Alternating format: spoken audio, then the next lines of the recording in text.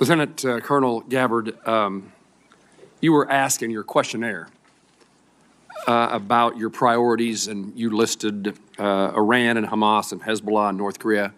You also mentioned Russia, but the only thing you said about Russia in fully explaining why it's a priority is ending the war with Russia.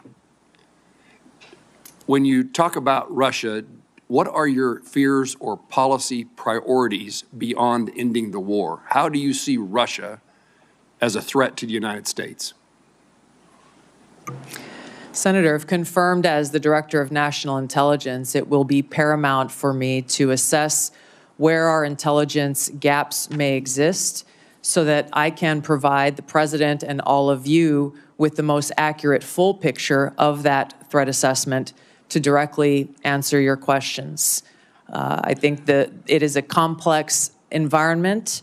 Russia remains a strategic competitor. There are a number of concerns that have to do with their nuclear weapons, as well as how the decisions and policies that are being made by this body and by the President will impact our own national security, which is my foremost concern. I want to make certain that in no way does Russia get a pass in either your mind or your heart, or in any policy recommendation you would make or not make.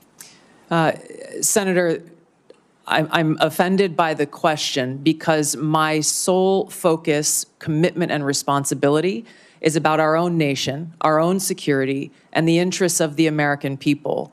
In carrying out the responsibilities of the Director of National Intelligence, if confirmed, no country, group, or individual will get a pass in my fulfilling that responsibility of providing that full intelligence picture so that you all can make the best informed policy decisions for the safety, security, and freedom of the American people. You have my commitment to be completely objective, unbiased, and apolitical, and I hope you understand my commitment to our country's interest. I absolutely do. You have answered my question in the manner in which I wanted to hear, that you will do this in an objective manner, provide the information necessary, and that Russia, if it's a threat, you will tell us so and tell us the details of that threat. Yes, Senator. How would you restructure the national intelligence priority framework to better align with President Trump's national security goals? Senator, this is a discussion, if confirmed, I look forward to having with the President and his national security advisor, again, based on the threat assessment and based on the President's priorities. He has spoken about a number of different priorities in different parts of the world. I would work with them on that national intelligence priorities framework, which will serve as the foundation for the intelligence elements under ODNI. Any recommendations that you have in mind to make to President Trump in that regard? I want to make sure that any recommendations that I make to the President are fully informed. From where I sit now, I don't believe that I can make those recommendations. I take that responsibility seriously and wouldn't want to shortchange him without first doing the due diligence and work to make sure my recommendations are well-founded. How will you, Lieutenant Colonel, as the DNI, if confirmed, meet the objectivity and political neutrality requirements to ensure that you're telling the White House what they need to hear and not what they want to hear?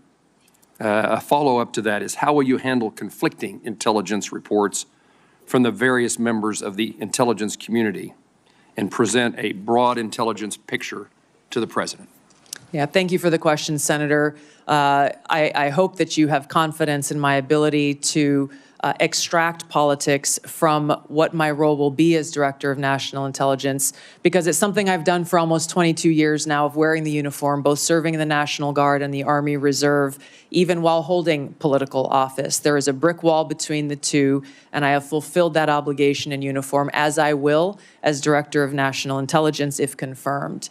I think the President, I know the President values hearing a lot of different views, and I would make sure that in the intelligence community's responsibilities that dissenting views are not only allowed but encouraged, and where they present themselves, make sure that the President and you as policymakers are aware so that you can make your best informed decision.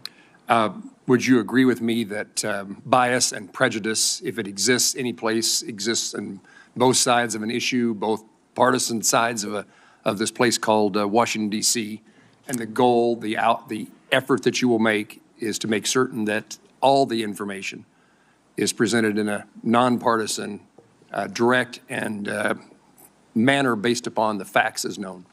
Yes, Senator, I agree, and you have my commitment.